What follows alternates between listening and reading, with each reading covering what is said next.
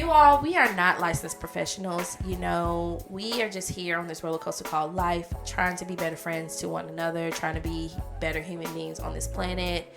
If you're tuning in, we are not opting out of therapy. We are not advocating that you listen to us and not see someone who is licensed and trained to help you with day-to-day life on how to cope and deal. So we advocate for therapy a lot here. We believe that everyone has something to talk to somebody about. So, just like to make that disclaimer that we're just here giving our opinions and having discussions week by week. And we're hoping that, you know, maybe you can find something useful, or if at least find a little humor in this terrible, terrible rock we call the world. In other words, if you listen to our advice and you get popped in the mouth, don't at us. Yeah, don't at me because you may get popped in the mouth again.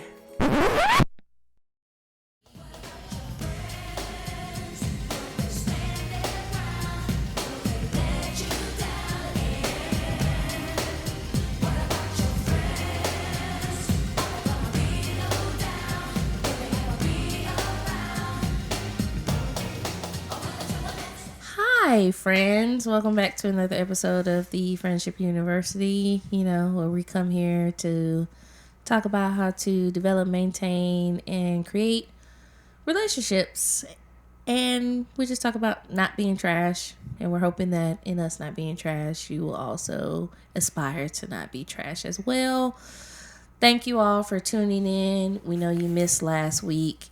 Miki was out here in these streets giving the people what they want in the DJ booth. And so we had to take some time off to allow him to, you know, do what he does and does what he does. Miki, how you doing? DJ Miki? Motherfucker tired. Nah, tired. I love how much you hype me up with that. I love it. You're amazing. You're a great DJ. Amazing. You're a great DJ. I love that. But I feel like I need to be real with these people. I did not go on this trip solely to DJ. It was a work trip. But you were requested to DJ. That's also not true. I don't know where you got that from. I thought they requested you because you had them going up on a Tuesday. No, girl. I DJ'd in a booth or a studio because I wanted to, and it was my own dollar. Now. Okay. There probably was an opportunity where I could have DJ'd for said, you know, company I work for, but I just chose not to. And by chose not to, I mean my USB was like 7 blocks down from where I was, and I was like, I'm not doing that. I think I got it wrong, but you did get a chance to be in the studio. Right, it was pretty nice. It was a thing called Pirate.com. They have like a bunch of different studios for different things, actually. It's not just DJing. They have a DJ room, a podcast room, I think, an instrumental room. Like, it's just a place for like creatives to go and rent materials they just typically wouldn't have access to at home. It's all set up for you. You just walk in, you type in your code for your room. It's all soundproof and all that stuff, and you just have the equipment to yourself. It was really fun. My session was 4 hours, I think. Either 4 or 5 hours. It went by very quickly. I was having a great time. But yeah, overall, the trip was good. You know, it's a work trip, so, you know, typical work trip stuff, you know, team bonding and team dinners and drinks and stuff, so. We're a family. Yeah. I do like my coworkers, though, so, for the most part. But yeah, overall, I'm pretty okay. Tired, honestly. I would say that 2023 is finally, I'm going to say slightly turning around for a few reasons, but also like slowing down a bit because the beginning of 2023 was ghetto on ghetto on ghetto.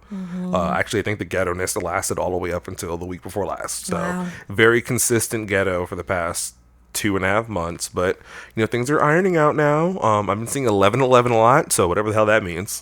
Angel numbers, or I don't know. Santa Claus is coming to town. I don't fucking know. But I've been seeing it a lot. Charlotte DeWitt, one of my favorite DJs, announced a show here in Atlanta. She sold the freak out so fast. Not surprised. It's DeWitt. I looked at the tickets. I think they went on sale, 10 a.m. Eastern Standard Time. I think I looked at like 10:42. They were already at final tier. Yeah, my friend texted me. They're like, "Oh, I got my ticket." It was like 10:05, and I was like, "Oh yeah," because I forgot to get mine. I was on a customer call, and I was just like, "Hold that thought 1 second." So I like paused the call real quick, and I grabbed my phone. It was already on tier 2, and I was like, "That was quick." So got my ticket for that. What something else good happened recently?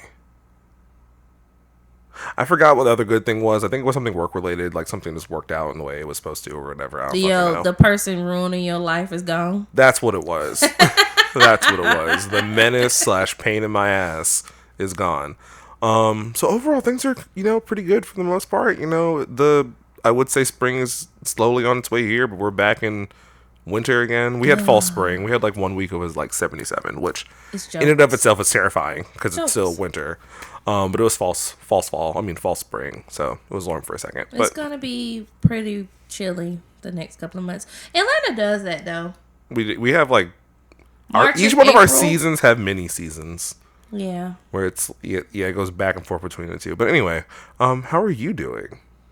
I'm good. I know you are. I just shared some really great news. That more to come soon, but I'm entering a new journey. With some things with the she about to be out here. I'm about to just do what I do. The be Lord out is good. here. God is good. I'm not gonna say what it is. I'll let you do that. But she's gonna be out here, and that's all y'all need to know. God is good. I can't say what I'm ready to do right now, but when the time is right. So, Beyonce will know your name. These last couple of months, I can't even say couple. These last few months have really been me standing on faith, like since the end of last year, since the end of 2022, I've been standing on a rock and being like, God ain't gonna have me out here looking stupid. He ain't gonna have me out here looking crazy. And I've just been standing and believing on that. And it's something to see when your prayers come to fruition. It's a different kind of feeling that you have. So I'm thankful and I'm excited. So. Well, I'm so excited for you, Fran. You really deserve it. And I'm really excited for your new journey / being your friend and taking advantage of your perks.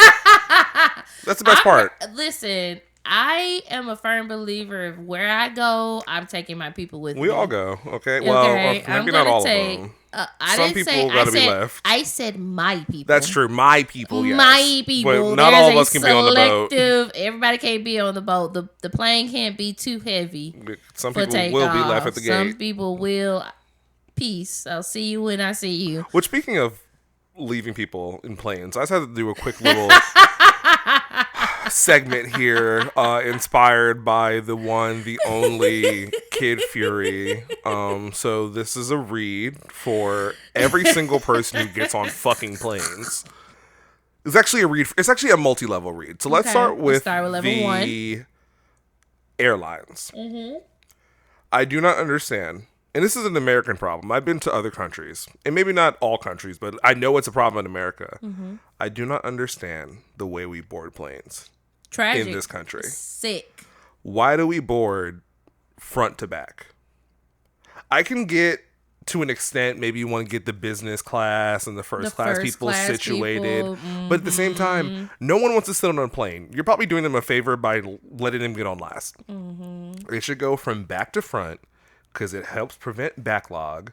It lets people probably put more luggage on, or whatever the case may be. But a lot of airlines here, I think Delta is the only one you can book and you have a seat. The other assigned ones seating you just or not, have boarding, and it's like you're paying for that section to get on the plane first to choose where you're going to sit. I think only Southwest and like a certain other one does that. But regardless of seat assignment or not, you should still be boarding back to front. Absolutely. Because it takes too fucking long. Seat assignment should automatically be back to front because right. You know where you're sitting. Truly. It just takes too long. Like, I had to fly this past week, and I've flown a lot. I've been flying since I was like 9 years. Actually, no, I was much younger than that. I've been flying all my life. I've never understood how we board planes here. It just takes too long. It's inefficient. It's stupid. My second read is for, actually, no, this one's also for airlines. I do not understand. Like, I understand why you charge for extra legroom, but there should be a subsection of seats specifically for tall people. Yeah. That maybe you have to do like a validation of some kind with your driver's license, or maybe you have to do like an in-person validation where you're a certain height. You get to have the larger seats, maybe not first class, like a comfort plus, like maybe take like 4 or 5 comfort plus That doesn't seats. promote capitalism, though. Fuck capitalism. That's not making us money. Fuck capitalism. We want money.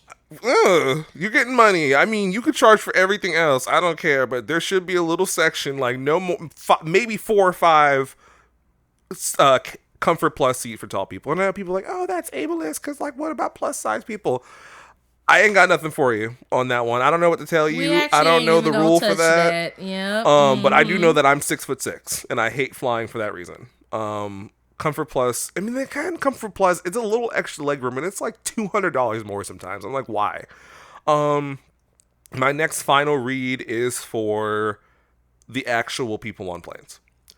When we land, I want y'all to understand, here in America, we all get out of the same door. And we're probably leaving front to back. Sit your rabbit ass down. I will sit down. I will bow. Like, bow. I'll take it back to 2005. Tomato. Like, get out the way. I get people. Move. Get out the way. Get Knuck out, if like, you butt. no, absolutely not. Sit down. Where you like, going? I get sitting down for long periods of time. Like, sitting on a plane for 8 hours, a tube around other people is probably really stressful. It is. I get up and stretch, but I'm not moving into the aisle. Right. Like, it just bothers me because I'm like, you're just sitting here hovering over me. And I don't like people hovering over me. So when you start hovering, I want to punch you. And then I'm the bad guy. So I actually had one flight attendant when I was flying Southwest when we landed. And they were like, when we get to this gate, I don't want to see nobody standing unless you are at the very front of the plane. We're going to take it back like high school days where I release you by row. Okay. And he actually came down each row. Wow. And it's like, you can come. Now I'm all right, tired of you three. And we got off that plane so quickly. Shit. So yeah, that's just my personal read for air travel. Honestly. There's a lot. Yeah. It's ghetto, and hence why I can't wait for one of us to become big cash prizes. So we can have a private jet, or at least fly first class. Like if I could fly first class, these problems I have, I wouldn't care about. You're right, because I have a friend who flies first class, and when I tell you luxury, glamorous, the flossy, opulence. Opulence. I've seen the meals that they eat. Okay, hear me out. And I've had the pleasure of flying first class once. Same. I flew first class from here to Tampa. That 1.5 hour flight, it was worth it. Okay. I got upgraded to first class when I was flying to Morocco, so that was like 3+ hours. I wasn't flying from here, from Georgia, but where we were in Spain, I was flying to Morocco, and that was amazing. I was like, how do I go back? Also, extra read for these flight attendants. I remember back in the day, flight attendants would be so nice. They would give you a little extra drink if you wanted it. Oh, no, girl. If you're too tall. Like, back in, like, my heyday, I'd have plenty of flight attendants be like, oh, honey, you can't fit in this seat. Here's an upgrade to, comfort. Here's an upgrade to the exit row. Or she would even, if the flight was full, she'd be like, hey, I have a tall person in the, here. It's too risky now. Can someone swap or whatever? It's too risky with the phones, with people recording. All it takes is one flight attendant to say, hey, yeah, you look uncomfortable. Let me move you up. And another tall ass person in the back be like, wait a goddamn minute. And then I'm just gonna start my own airline. We're gonna board back to front. All the seats will be enough for someone my height can fit in it. Yeah. It's decently comfortable. And we'll be serving Biscoff cookies because that's what we came here for. Biscoff milkshakes, I feel. Why don't airlines have milkshakes? That's too much. You have to probably have the blender and everything. The water's already questionable on the plane, and just I don't know, milk. Well, anyway, that was my read. This is not a segment we'll be doing moving forward because we will get sued. Love you, the read.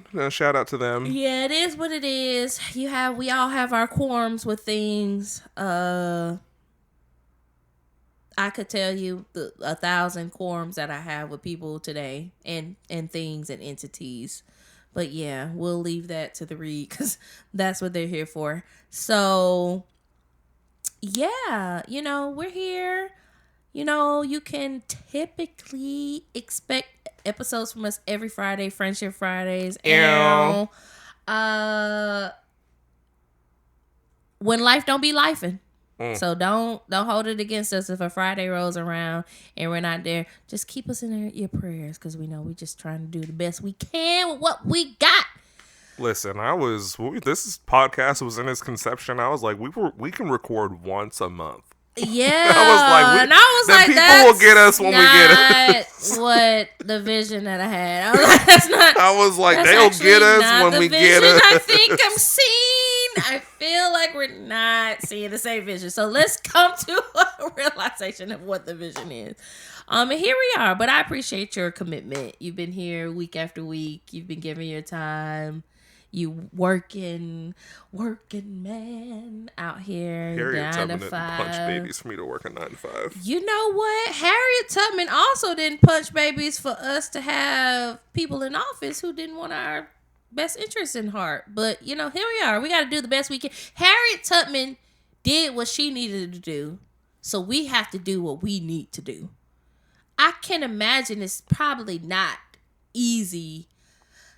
It probably got easier for her after she punched her first couple of babies, but I can imagine the first couple of babies were a little difficult to punch. Oh no, she's stone cold Steve Austin, them children. Nah, I feel like she looked at them children like, you know what, it's either you or get whipped, and she said, fuck it. The first couple, she was like, oh, gonna punch a kid, just kind of crazy. But then she got used to it and it was like, well, the greater good, existentialism, whatever we're talking about. And now, bow. Pictures of her. She looked like she was ready to punch babies from birth. She looks like a war hero. Because she was out here punting babies. Giving the babies the 1-2. What did Monique say? Girl, fuck them kids and fuck you too. I can't believe we finally saw the movie that was from, and I cannot tell you, BET. I be talking about not keeping you on subscription, but every now and then you'll throw it out. And I gotta be on the call log. That plus is like Showtime. It's let me create a new email for this, which actually Apple really fucked up the game on that one. There's a whole thing now where you can hide your email whenever you're signing up for something. I use hide my email often. All the time. I'm like, oh, I need a new trial? Let me go ahead and do another hide my email. You know what the funny thing is? They ain't fucked the game up for themselves. They said, you want Apple TV? It's your Apple ID. That's it. That is when I talk about Apple and I think about, like, people be like, well, why this like integration and you got these systems and it's like a suite. That's the genius in it. Like, I keep my money generating within my business. You want to talk about capitalism? I don't have to worry about it. Oh, we finally came out with a streaming service that's giving bomb content. Okay, Apple ID, bitch. That's it. You ain't got nothing else. And if you don't want somebody else's Apple ID on your device, you're not getting in. That's it. It's a real tragedy. But I appreciate it though. I respect it. Honestly, I'm looking to build a suite similar. Go for it. I'm not. Android's been trying to catch up for years. Well, anywho, I'm no shade to Android. I used to have Androids. I like them. I actually really do. I would love to switch back to an Android phone, honestly, but I just can't do it. I'm too locked in. I got the watch, the phone, the computer, the pods. Oh, I can't relate. I think the last Android I had was college. I started college off with Apple, and then I switched to Android for maybe like a year. And then I went back to Apple, and I've been there ever since. The last time I had so I dipped my toes in Android here and there, but I always went back to iPhone almost immediately because I'm like, I don't feel like learning a new operating system. I'm old and I'm tired. Yeah. The last I guess it was a Galaxy, but the last Android phone I had for a long period of time was the Galaxy S8, I think, and that was the one that exploded. And I was one of the ones who got one of the first ones. If I had waited just a little bit, I probably could have had sued payday. Samsung Your for payday. every penny. You see how patience plays a key? You gotta be patient. Well, for I your got the payday. S8 or whatever, and then my parents were like, "Oh, we're switching to another service, I think." And I was like, "Cool, I'll just go back to iPhone." Okay. And I was so upset because I traded it in, and like 2 months later, Galaxy's exploding, and I was like, "That shit could have blew up in my hand." And yes, I would have been like Anakin Skywalker or Luke Skywalker I would have been with my mechanical hand, but I would have been rich. But anyway, it doesn't matter. You're gonna be rich either way. I believe that for you, friend. So we're here, and you all know we have our discussions every week. This week we're gonna be talking about something that came to my mind because, as you all know, we saw some of the clips from the Oscars and social media and the wins and the losses and different things like that.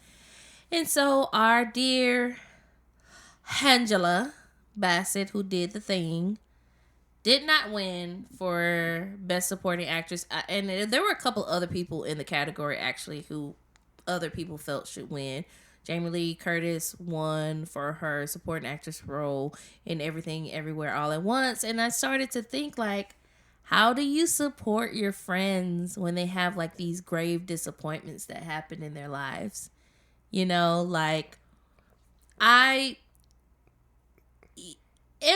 she has had so many accomplishments. It's easy to think that this is just a brush off her shoulder. But we saw from the responses of her face, her husband, I think Courtney Vance or whatever his name is, his face, the people all in the vicinity, everybody was kind of confused. So, like, I'm thinking, like, Mickey, how do you help your friends support their disappointments? And then on the back end, how do you like to be supported when you're going through a disappointment? Yeah. So before we do that, just a quick little segue. And I said it yesterday. My opinion changed. So I didn't watch everything everywhere all at once. Nobody's saying whether she deserved it or not. Oh, no, That's it's not fine. what we're saying. No. I know, but I want the people to know where I stand on it. Okay. So I watched Everything Everywhere All at Once for the first time yesterday. First off, I thought I was dumb because I didn't understand the movie for the first like hour and a half. I was like, oh, these are one of those smart movies where you have to be smart to understand them. I still think maybe I was a little bit too dumb to understand that movie, but overall, the movie was good, and I will say, Jamie Lynn Spears, she went up on that. I ain't gonna hold you. I really loved her role. You keep calling her Jamie Lee Spears. Isn't that her name? Oh, Jamie Lee Curtis. That's right. And it keeps taking me out every time because when I think about Jamie Lee Spears, I think about how Disney Channel was like, "Girl, you're out of here" when she got pregnant. Was it Nickelodeon? It was Nickelodeon. She was on Zoe 101. I wonder how she's doing. Hopefully, she's doing. No, girl, because you went against the family. Oh, okay. We never go against the family. But then, so as of yesterday, I would have told you, yeah, old girl deserved that. Blah blah blah. You know, Angela Bassett, she did the thing. But I was like, I ain't gonna hold you. Miss Spears is really out here. Everybody tried to downplay it. But I watched Queen Ramonda. I watched her scenes in Black Panther again today just because I knew we were having this discussion. And I was like, you know what? Miss Bassett should have took that. I mean, don't get me wrong. Jamie girl, you were out here. The way I was dying laughing at every single thing you were in that movie, I was like, oh, okay, girl, fuck Halloween. This is where you need to be. Anyway, girl. But no, Angela Bassett, you know, it is ultimately disappointing. I think both of them are fantastic actresses in their own right, and this is nothing against either of them. You know, absolutely not. Was it rigged? I don't fucking know. Couldn't tell you. We know what the Oscars are. We know what it is. We don't have to. You know, same with Beyonce winning greatest electronic artist and not album of the year. It is what it is. There is an It movie every single year at the Oscars. Period. 1 to 2 movies are going to be the It movie. Sweeping, and they will sweep every single category. It does not matter performance wise, or this is one of the times I can say it's not like Jamie Lee Curtis didn't give a performance. She did. But you know what I'm saying? We can think Right. back to a fucking La La Land when that shit swept, Oof. and we know how that ended. Right. But yeah, so but it's Anyways. still a disappointment. Like I said, at the end of the day, every win for someone is a loss for someone else. Right. So supporting friends or people in your life who are experiencing a big disappointment. Yeah. I'm happy we distinguished like using the word big disappointment or like I think you said like grave disappointment. Yeah. Because like a small 'Cause you- disappointment of like, yeah. oh, I couldn't go out because I was sick, or oh, I, didn't win that random free raffle when we walked into the store or whatever. Yeah. Like, yeah, that's disappointing, girl, but you're gonna get over it in like a couple minutes. But like larger disappointments, like Something you're really anticipating for. maybe like a business starting that didn't have the start you anticipated, or job. a job you really were looking for, or who knows? Maybe a relationship didn't work the way you wanted it to. You're trying to maybe have a baby. Right. Life is full of disappointments. Yeah. I'm gonna let you know that right here, right now. It does not get better. But I think it's circumstantial, depending on what the disappointment is, and I also think it depends on the person. Yeah. The reason the situation portion of it is because giving two examples of like, oh, you're trying to have a child and you're struggling versus like, oh, you didn't get the job. I feel like it would be insensitive to tell someone who's trying to have a child, oh, girl, it just wasn't for you. Like, you probably shouldn't say that. So I think it is circumstantial. Probably. And for the person, that also depends. I am the kind of person who likes laughing and comedy and making me giggle or whatever. So if I ever, quote unquote, experience disappointment, which I'll get into that in a minute, making me laugh, making me see like the bright side, blah, blah, blah, is really helpful for me. Some people are more analytical and they're like, hey, here are the excuse me. Here are the facts. Here's, this is what you did. This is how it could have been better, blah, blah, blah. But, with this information, you can try next time or whatever. But I think the underlying theme for all of those, situations is, and I think I've said it before in the past, is asking that person what would be helpful in this situation. Yeah. Let's use the example of not getting a job. Saying things like, what can I do to support you? Or, actually, that's probably the best question to ask, if we're going to be honest. But still kind of going with that example, you could lean into like I know you're feeling disappointed. I know you're feeling, A, B, C, and D. I can imagine that's hard for you, but there's other jobs out there we can help you look for. I'm happy to look over your resume with you, or, you can offer your assistance, maybe offer some guidance if you've been in that situation before. I find to be a bit helpful. Like for example, if I hadn't got a job or whatever, like I've had friends who have offered to look over my resume with me, or ask me what I'm interested in work wise, and they would like look on LinkedIn or put their ear to the ground and be like, oh, I heard about this role, I heard about this, oh, my friend's hiring for that or whatever. So offering solutions and alternatives I find to be helpful, but again, it is circumstantial and depends on the person. Someone struggling to have a child, it's probably not a good idea to be like, oh, have you considered, adoption? I mean, it might be a cool solution at one point, but if it's a fresh disappointment, they probably don't want to hear like, oh, have you considered like giving up? Right. Yeah, they may already consider that for sure. Right.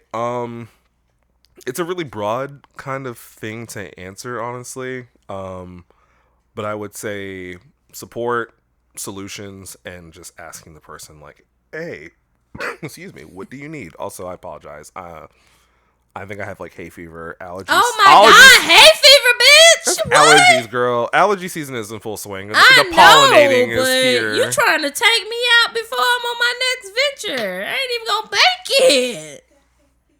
Just a little hay fever. That's our ambiguous, unnamed friend. Not she spoke this time. A little hay fever. How do you like to be supported in disappointments? So, I never get disappointed. Oh, wow. And here's why.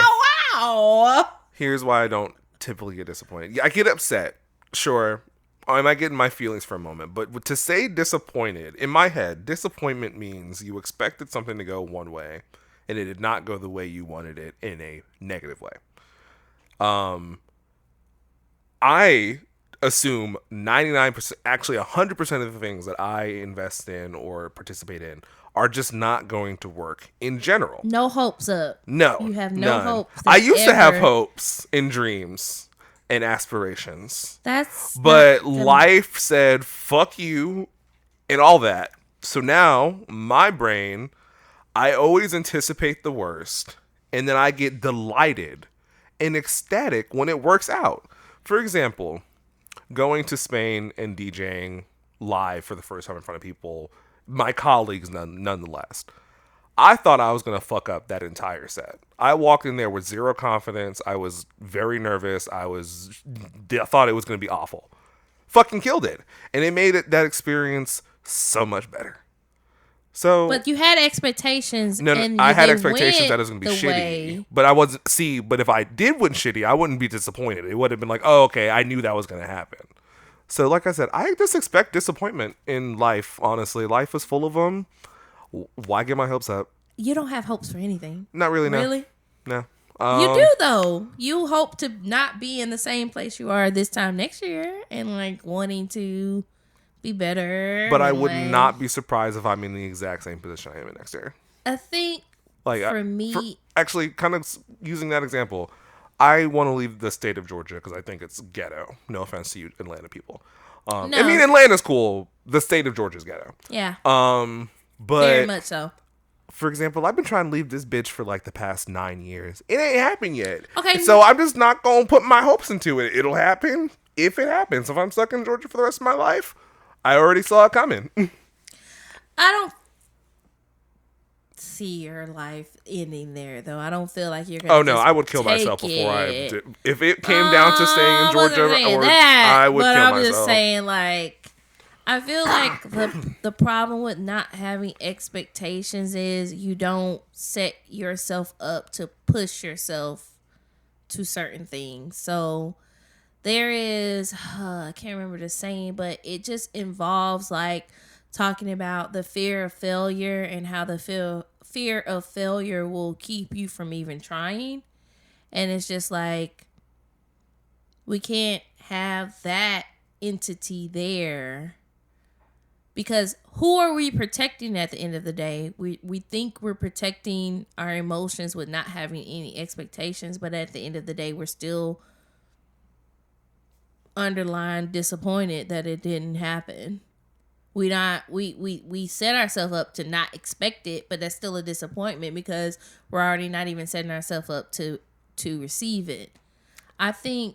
Okay, and to say I'm fully absolved of disappointment would be a stretch. Sure, I get a little disappointed. But, for example, here's an example. There was a role I applied to a while ago that I was super excited for. You know about it. And, I bust my ass. I think I remember that, yeah. Didn't get the job. I didn't give a shit. I was like, well, it is what it is. I kind of saw that coming. I mean, I thought I did a great job, sure, but I wasn't expecting to get the job. So I just wasn't disappointed. Like, I wasn't broken up about it. I wasn't crying. It kind of was just like, okay, all right, whatever. Yeah. I'm also traumatized, so, like, don't listen to me. I've had a shitty life, or roughly shitty life. Oh, yeah, we're turning that over. We're turning a new leaf. We'll see. I think you honestly, though, have gone out for things, and you have improved your life year after year. From what I can see.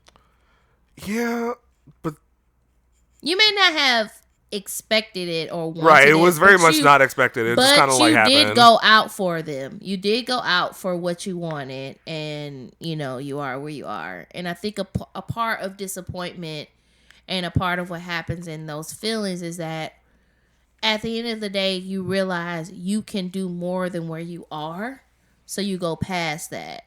And you try to like go past where you are, and maybe sometimes you make it, and sometimes you don't. That's true. So, I think whether I make it or not, I'll just assume I wouldn't make it. So when I do make it, I'll be very happy I'll be super ecstatic. But for now, I'm just going to assume I'm not going to make it.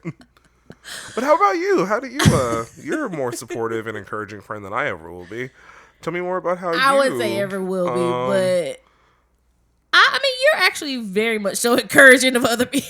That's right. That's fair. I expect disappointment in myself, but other people I expect nothing but greatness. It's a very weird double standard. Like, I would fully, like, I believe you were going to be, like, the baddest bitch out in your future years, and I'm going to be, like, homeless, sad, and depressed. But anyway. And you're nowhere near any of those things. You just got to expect the worst, honestly, and expect the worst and be delighted when the worst doesn't happen. Not be delighted. For me, I would say starting with helping someone to get through disappointment. I'm a very heart-driven person, and for me what that means is I give people the grace and the space to mourn things that happen. And so I oftentimes we will go through things where we see certain outcomes, and when that outcome doesn't happen, you have to mourn and let go of that outcome and then move on to the next. Sometimes that mourning period is bigger than others. Mm-hmm. So like, let's say it was a job you wanted and it's like it didn't happen. That mourning period may not be as long as though you're going through a divorce, right? Or you can't have kids. Like there is a particular kind of thought process we have where we start to visualize ourselves and have these fantasies and just different things of who we want to be, what we hope to have. And you have to, when you get close to it and you don't obtain it, you have to think about it and like let it go. And for me, that's a mourning process for me. And when we think about mourning, oftentimes people think sadness and they think like grief and all this, but I feel like mourning is really important because it allows you to, the mourning period is not forever. Mourning literally is a specific type of time where you go through the grief that you're experiencing and then you move on to what's next after that grief. Mm-hmm. So I approach that with anything. I've had friends who have been trying to have kids and it's just difficult for them, going through IVF, right? Thinking about adoption, just can't do this or whatever. And so I don't want them to let go of the vision that they have, but I need them to understand like I'm here in whatever space you're moving towards. I'm really happy you said that, actually, the mourning period, because I don't think I said that, but that's super important. Yeah, it literally is like you're grieving the loss of whatever you had in your mind or whatever you were anticipating or were excited for or whatever the case may be. So yeah, good point. Look at you, gold noodle. I think I had to do it for myself too, though. There were certain moments in my life that I felt like I would be here, I would do this or do XYZ and I had to learn that mourning doesn't just take place when you lose someone. We think about it like you lose an actual person, but something can be a mourning process. So, I think you hit it on where there's levels to it. Like, depending on where you are and what's happening can dictate the way that I approach it. But I approach it in the same way. It's just the magnitude of how I approach it.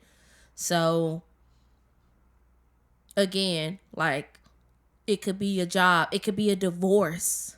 Like that's a mourning period because you felt like you in your mind had a life you were going to spend with someone for the rest of your life. That vision is now gone.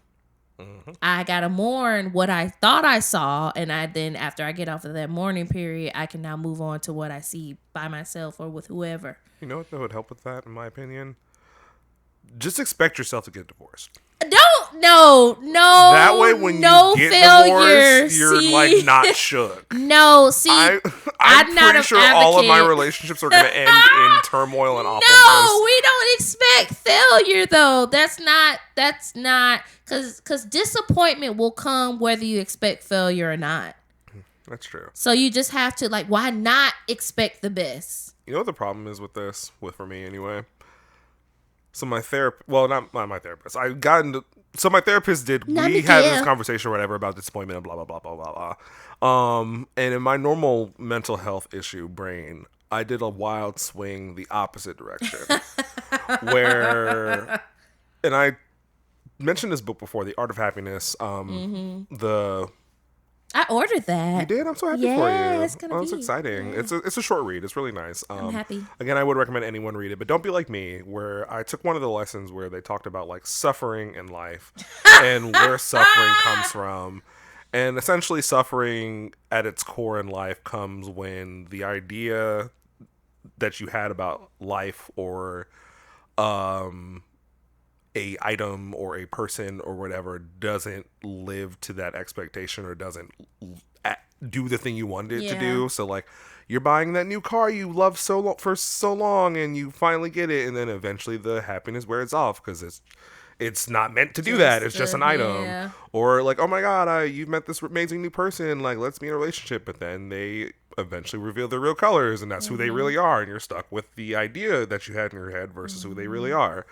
And what they mentioned, or I want to say the Buddha Dharma said it, but I could be wrong. About to relieve yourself of suffering, you just have to accept life for what it is and just kind of approach things the way as what they actually are. Yeah. In my brain, I took that as So what I'm hearing is if I just expect everything to be fucking shitty. No, though. Then I'll never suffer. And I'm not going to lie. I have been the most zen I have been in a long time. Mind you, I've always expected disappointment, but now it's a healthy expectation of disappointment. Now I'm you know what?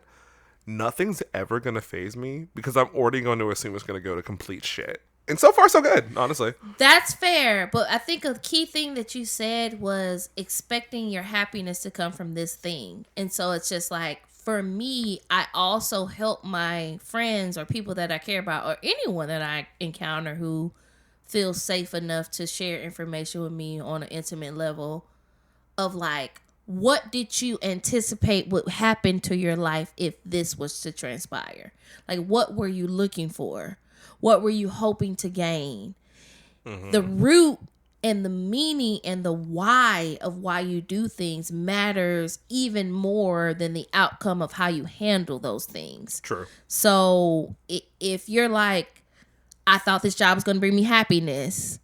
Why'd you think that? Why did you think that? And the disappointment you are experiencing isn't just in the fact that you think you worked hard enough to get this.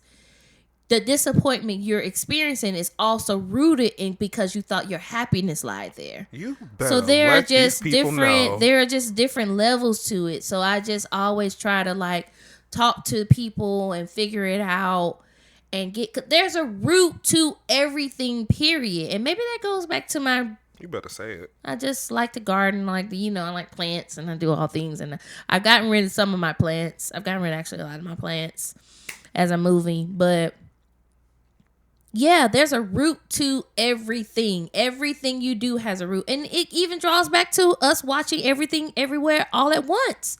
Every decision you make has a trajectory of your path. Everything you do is rooted in something else you've experienced. Uh-huh. So you just have to really understand that about yourself. So I'll talk about it and I'll just be okay, and then we'll walk through it. I try to approach things with compassion and patience. My girl, I think I've referenced her before, Brene Brown, excellent person. If you want to learn about how to relate to people, relationships, she is a doctor. She has practice and where she studies the psyche. She talks about empathy a lot and relating to your fellow person. And so she has said multiple times, but there is an image that sticks in my head. There's a animation she has of someone who's going through a very tough time, and the character goes into a very dark hole. They like go down a ladder and they're below ground, and then there are multiple people who come into that hole, and they're saying things like, oh, it could be better, at least this or at least that. Or is someone coming, oh, I don't know, you want a sandwich? Like, you want this, you want that? But then there's one person who climbs down into the hole with them, and who is honest to say, like, I don't know what to say, but I'm so glad you told me. Mm-hmm. And so for me, that's where empathy lies for me. Like, I may not always be able to exactly feel how you feel, but there is a humane part in me that I can conjure for us to collaborate. And I can be like, okay, I'm a human being who is experiencing human things every day. You're the same. You're a human being, to my knowledge. You're not an alien. Who is experiencing human things too. And so you're going through something, and I would just really want to let you know that it's okay to go through those things. On the flip end, for me, I had to learn how to accept help when I am disappointed, because let me tell y'all, she be up in lock and key over here. She'll tell me she's in shambles 7 months later, and I'm the same way. We're the same way in that, right? We will be in shambles. Oh, the hair about to be pulled out our head. I had to learn. It'll be like 4 months later, like, did I tell you that, like, I was kidnapped and, like, my mom was held for ransom, and, like, I broke my leg, and, like, someone hit me across the head with a TV. We both do it. I'm learning, friend. I'm learning. Makes one of us. I'm learning to be trusting and, like, open, and I am a part of who I am is someone who, I don't want to use the term healer because that's so, like, don't call me for no readings. I don't do that. No. I don't because I don't want to say healing, because I don't want y'all to think like you can call me. I ain't got no stones. I ain't got no candles. Like, I don't do that. So okay, sorry. Don't do that. But like, a part of that is for me, and so it took a lot for me to start to realize, like, in my journey, I also need people who are going to build me up, and that's why, like, my circle has changed. It has transformed. It's smaller than what it was. There are people who are in my camp that I thought would be in my camp forever who are no longer here. Like, because at the end of the day, I need people who I can trust, who are going to, like, lift me up and, like, lift me at the same time. whatever Rihanna said. Whatever the girl said. But, like, for real, I had to, like, trust that I can be vulnerable too. And it wasn't even a matter of being vulnerable. It was like, I had these deceptive thoughts in my head that would tell me you're being a burden. You're like doing these things. These people have their own issues. You don't need to worry about it. You can handle it yourself. Those are lies. They're lies. They're lies. They're lies. People are our greatest resource. They're there for a reason. The people who are in your life who say they care about you have the magnitude and the capacity to handle all of you. And so if they aren't exhibiting the fact or the ability to have the grace to handle you, then maybe they're not for you. And a lot of times we steer from bringing our whole selves to people because we fear they can't handle it all. But the fact of the reality is we need to know that, because if they cannot handle it all, then they are not for us. You better talk to these people on these radio waves, okay? I'm just here. Growth is what I'm seeing, because unlike you doing good though. No, you talk and you do your thing and you open y'all, up. I talk to you and our mutual friend, and that's now. And I still be telling y'all stuff late sometimes. Hell, That's actually, fair. I told another group of my friends today. Oh, by the way, did I mention my parents both have to have major surgery? You told me late. I said, your parents have to have what? Yeah, girl. It's not even like a feeling like a burden thing. It's just like I'm so mentally worn out that I don't even really. Sometimes you don't want to deal with it too. I mean, I care about what's going on, but I'm also like, I don't have the mental energy to stress myself out also about it right now. So why stress you? You don't want to deal with it sometimes, so you just ignore it completely, which is understandable. What a mood. But yeah. So hi, I'm the problem. It's me. Yeah, like I think it's important for people to understand that disappointment can oftentimes take on similar forms as grief. And it's not to say that they are the exact same thing, because grief has very much different magnitudes than disappointment. But you have to allow people to go through the stages of disappointment, whether however big you think it is or not. If they're experiencing a moment of disappointment that is of whatever magnitude, just let them go through it. But also be honest and just like, sometimes people don't even want to hear things. They don't want encouragement. They don't want words. They just need someone to talk to. They just need a listening ear. They just need someone to vent to. They just need things like that. And I mean, that could also mean that maybe they need to speak to a therapist, because that's what therapists are there for, or counselors. But friends too are listening ears. They're advisors. They are, in the sense, counselors, people that you trust with their opinion. So gauge it. Think about your response before you do it. Don't just say saying I'm here for you is nice, but like, think about what you're saying. Spend 5 seconds thinking about what you're gonna say. Actually, what was it? I had a high school principal. At the time, I didn't really like him because he was very strict. But looking back on it, he just cared about his job and cared about the students. He said, spend 5 seconds. Yeah, I have to feel like I already thinking about it, and then spend an additional 5 minutes confirming what you just thought. It was like 55 rule. Shout out 55? To you. Hey, I like that. What's his name? I almost called him President Kemp. That's gross. Principal Kemp, shout out to you. Yeah. You're a real one. Like I said, you wouldn't annoy the piss out of me when I was younger, but he did his job. Listen, he was close to my parents. He was at dinner one time, and I was like, "Why are you in my house?" Oh yes, same. My mother was very much so. My parents were very much so friends with the principal, which is why I got away with a lot of stuff, even though I didn't. Oh, it was great for. I didn't do a lot of things. There was only one incident, and we don't have to get into that right now. But I say all that to say, going back to handling disappointment. For every winner, there's a loser, period. And you have to accept that. So, sometimes you're the winner and sometimes you're the loser. And it doesn't mean you're the loser in the sense that you've lost the complete war or the complete battle. It's just that entity or that moment where you've lost what you wanted.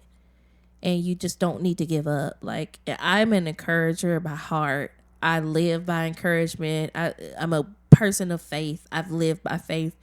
People in my life have seen me live by faith. Like, just a short trip into my journey. I have not had an actual, like, standard paycheck since September 31st or September 30th, 2022. So, like, it's not a situation where I say this and I don't believe it. I have lived this for the last 6 months, believing in what I have to offer, believing in what is for me, believing in my purpose and destiny. So I encourage people to believe in theirs as well. This is my first rodeo with it, and it probably won't be my last, honestly. And I'm not saying I'm looking forward to it, but it just is what it is. Like, anyone who wants more in life, anyone who's looking for things more than the status quo is going to come against adversity. We see it in media. We see it in books, television, film, everything. You are always going to have a moment where you come against a wall where you feel like you can't get over that wall. and you just have to move forward. Like you have a choice. You have a choice to whether you're going to sit there and say, well, this didn't work out the way that I wanted to, and it sucks, and that's it. Or this didn't work out the way that I wanted to, and I'm going to look for whatever opportunities for me or whatever around. And I don't mean to sound like all motivational speaker-y. But that really is what it is. Like, disappointment is not the end of the story. Like, it's not the period. It's not the end of the book. Like, you go through moments where you are hoping for something and it doesn't work out the way that you want, but it doesn't have to end there. Oftentimes, the disappointment we experience, if we keep going, what we gain is far greater than what we could have ever seen or what we could have ever imagined we would gain. So it's just about keeping going, keep your eyes on the prize. Oh yeah, had to take it back. But yeah, so I'm an advocate for encouraging your people and listening to them. Listen to what they need and pay attention. If they're not here for you, telling them encouraging words, just chill for a minute. Just chill on it. And bring it up a little later. Right. Let them come to you.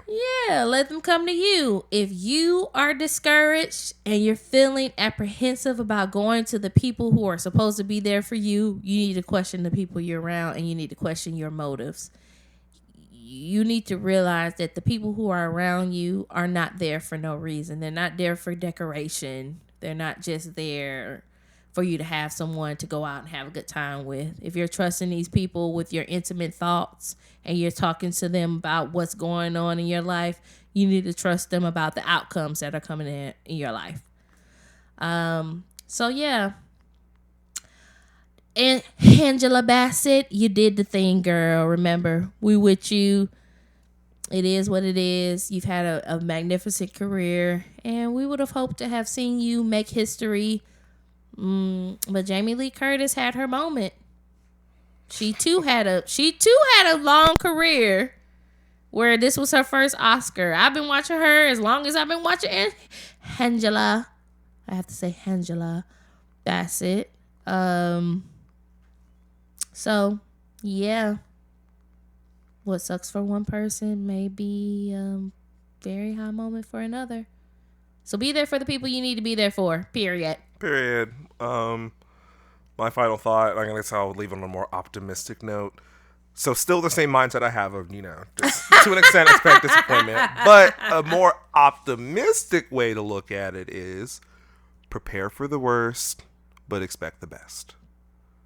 I don't like that saying. I've heard it before. I don't like that saying. I don't know what you want from me. Some of us can't be out here trying to be chipper and happy all the time, okay? Because you can't do that. So expect the worst and prepare for the worst. No. I'm standing 10 toes on that because apparently being optimistic is not what y'all want. Okay. I guess if I have to choose between the two, I'll go with the former. Expect the worst, but prepare for the best. Is that what you initially said? I'll go with that, I guess, if I have no choice but to go with one of the two. Just do what you got to do to make it through this world, okay? You got a solid, roughly between 60 and 80 years on this planet. Do whatever the fuck you gonna do. Now, if you live in Birmingham, them people live until they're well 100s. That's true. They do be living a long time out there. You must be in the Milos.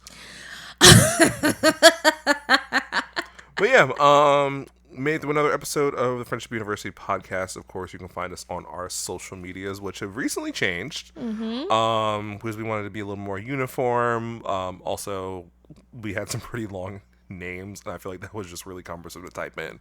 So, where can I find us, Kristen? Wow, you did that! I thought you were gonna finish it. I was delaying them so you could pull it up faster than that. I was not moving fast enough. I was running out of sentences. All right. I have the thumbs of a 80-year-old. I don't know what you want from me. What do you want from me? You can find us at the same handle on Instagram, TikTok, and Twitter. That is at Funny Podcast, FUNI Podcast, PODCAST. If you want to email us, we are friendshipuniversity@gmail.com. We're working on our YouTube, but for now, you can hit us up on any of those socials and, shout us out, talk to us, we talk back, period. And we out.